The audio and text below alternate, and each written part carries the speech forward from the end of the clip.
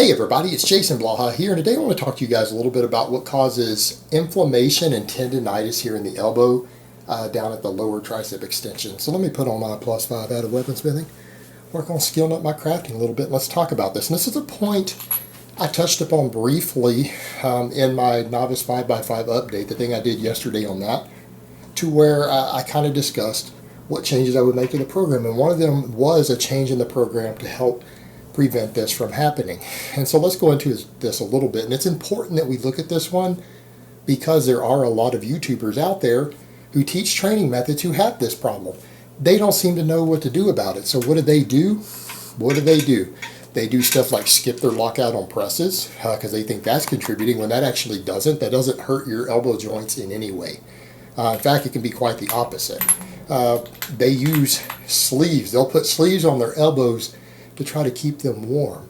Well, the truth is, we all know from again what I've discussed in the past already, sleeves don't actually keep your joints warm. It doesn't work that way. That the laws of physics do not allow for that, and the laws of biology. Those sleeves don't do anything to raise the internal temperature in the joints. They feel warmer because you're sweating against them and it's hot on the skin. Your temperature sensors are in your skin. Your body doesn't have internal temperature sensors. They feel warm because there's warmth on the skin on the outside. Just like if the skin gets cold there, it feels cold. It doesn't mean your internal temperature a couple inches underneath there is affected at all. And it probably isn't. We're pretty well insulated for this sort of stuff, and our body regulates its own temperature pretty well. But here's the thing. When you see someone who's doing this and they're showing other people to do this, when you see people who are out there, we see YouTubers who do that. They'll put sleeves around their elbows because they hurt when they train, and they'll do that because it seems to help keep the pain away while they're training. Well, let me let you guys in on a little surprise. These guys who are doing this because they have elbow pain or they have tendonitis in those tendons in the triceps, they're going to be in for one hell of a rude awakening in 4 or 5 years. Because if they keep doing that, they're not doing anything to prevent the inflammation and damage that's happened.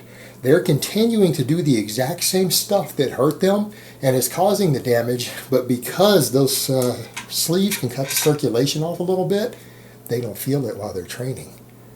Well, if you've been doing stuff that's hurting you and injuring you and you're not recovering from it, and you find a way to blunt the pain so that you can keep hurting yourself further, what happens? Eventually something snaps, in a worst case, eventually something snaps the fuck off. That's your worst case scenario. That can happen. The milder scenario, all those micro tears get worse and worse and they start calcifying, or you build up scar tissue. Well, what happens when you start building up calcification and scar tissue on a tendon over the years? You do it for years and years, what happens? It fucking hurts. You know when it quits hurting? When you get it surgically fixed, or when you die, or you get your arm cut off. Those are basically your 3 options, right? That's your 3 options. So why would you do that to yourself? And people need to step back and think about that. When you're getting training advice from people who are actively hurting themselves in such a way and they don't know what to do about it other than put a wrap around it or a sleeve around it, you might want to stop and think, is this really someone I should be listening to if I want to be okay 10 years from now? Are they going to be okay 10 years from now? And I'm using their training style and methods and technique. What are they doing wrong? All right, I can tell you what they're doing wrong. It's not locking out on your presses. Full range of motion, as long as you don't have a hypermobility issue, which is a genetic issue and you have it in all your joints, and that's a totally different issue. If you're double jointed in your elbow, you're double jointed in multiple joints in your body. It's a specific gene that causes that. You need specialized coaching and training. The average person shouldn't be training you in the gym. You shouldn't just be going to the internet for your basic workout advice. You need a specialist to work with you, and that's just reality. If you're not one of those people, training through the full range of motion is healthy. The actual joint will do better if you lock out on your presses. It's actually better for the joint in the long term for overall health to train it under load through the full range of motion as long as you're training correctly with proper programming.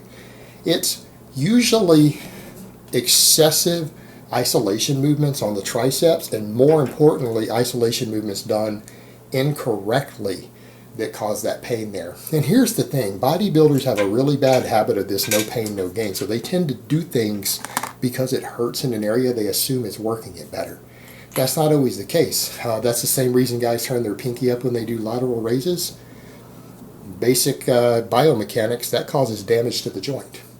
That's not subject to debate. That's not subject to opinion. If you do side laterals with your pinky turned up higher than your thumb, you are causing small amounts of damage to a certain part of your rotator cuff, or a certain part of that socket in the joint called the glenoid. You're damaging it every time you do it. All right, that's not subject to opinion or argument. That is a fact. You are damaging it, but it makes the shoulder burn. Well, yeah, because you're causing damage. That's why it burns. Same thing with certain types of tricep extensions. What do you always see a lot of guys tell you? Keep your elbows tucked to the side and do tricep extensions like this. Even laying ones, they'll do them to their face and they'll call them skull crushers.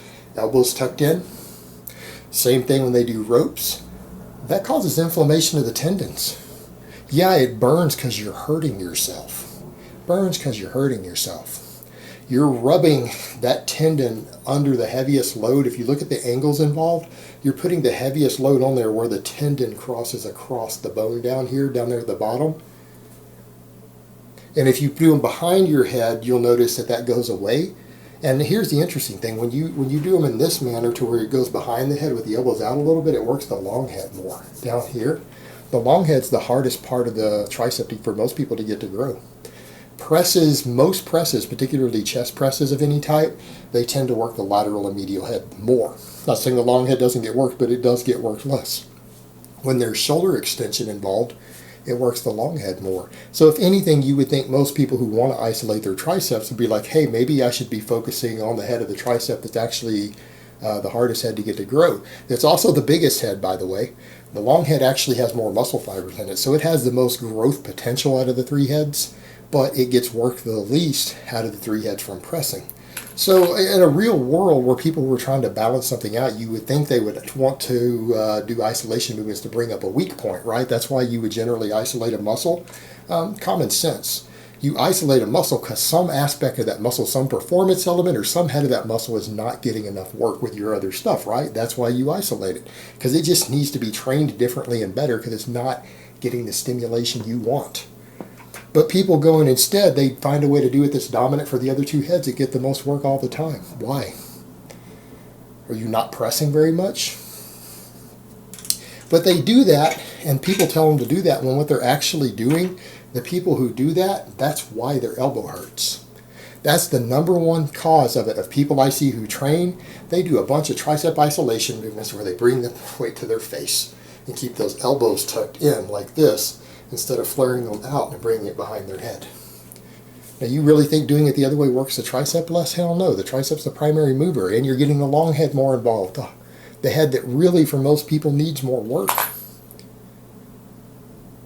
And it doesn't damage these tendons. Basically, it's like those tendons get a friction rub on them on the underside of it, right where it rubs against the bone. It gets a friction rub over time. Well, you keep doing that over time, it gets sore because it starts calcifying. It starts building up scar tissue there to protect the tendon. Well, that tends to cause swelling. It tends to cause inflammation because now it's kind of more tighter in there than it needs to be all the time, and therefore it becomes eventually painful. Eventually it can become problematic. It can cause swelling and cause other things over time. Also, it's going to make those tendons more subject to tear when you really do put a heavy weight on them, sometimes a heavy load, because it can cause structural weakness the other direction. You're helping protect them from that fraying on the side, but it's not helping them with the pulling end. Again, not really the best of situations that people are creating. That's what causes it. The other thing that causes it is just flat too much overworking. Most people, look how much pressing most people do who train. The majority of people who are lifting probably don't really need to isolate their triceps.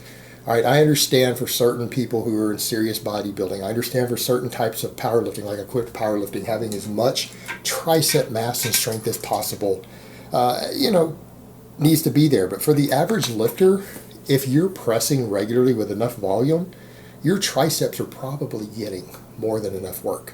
Particularly if you're doing big movements. I mean, you're bench pressing heavy with any sort of volume. Most people are overhead pressing, right? People are doing at least one chest press, at least one shoulder press every week. A lot of people do a lot of pressing. A lot of people do. I mean, I tend to advocate things like doing different presses 3-4 times a week. Again, for overall strength, overall power. Like me, I push press 4 days a week. I push press 4 days a week. That's a lot of pressing.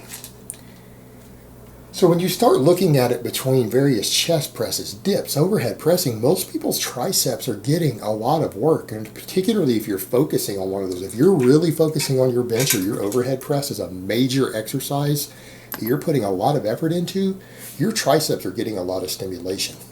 That also means that connective tissue is getting a lot of stimulation. Well, what ends up happening, certain isolation movements, just any isolation movements, not just the ones that I showed earlier, those are the worst offenders.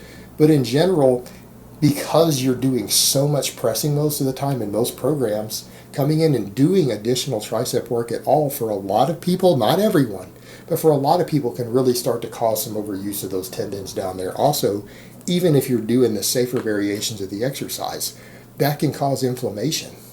That can cause those tendons to become inflamed. And it's not because people are locking out on their presses, it's because they're just doing flat out too much tricep work. And at a certain point, people just have to realize the body can really only handle so much. And particularly connective tissue, yeah, it can handle a lot of work, but it has to recover, it has to adapt, and you can reach a certain point to where overuse injuries happen. That's not even overtraining, it has nothing to do with overtraining. It just has to do with the fact that connective tissue that gets pushed beyond its limits too much and never really recovers and heals, it gets little micro tears on it, and sometimes those micro tears can just grow too big because they're being pulled apart just too many times with too much workload all the time, and they never really get to heal. And of course, that'll cause inflammation. That'll cause the tendon to start hurting. You know why they hurt when that happens? Because that's your body's warning that something is wrong, that you're really pushing that area too hard, and it's trying to make you back off of it. So what happens when you wrap a tight sleeve around it so that it cuts the circulation off just a little bit so it doesn't hurt? It cuts off that signal that, hey, dummy, you're doing too much. Again, these are people who could have problems for the rest of their life from doing this. Probably not the best people to listen to. All right, guys, but that's really all I have to say on that today. I hope it's been informative, and I will talk to you guys next time.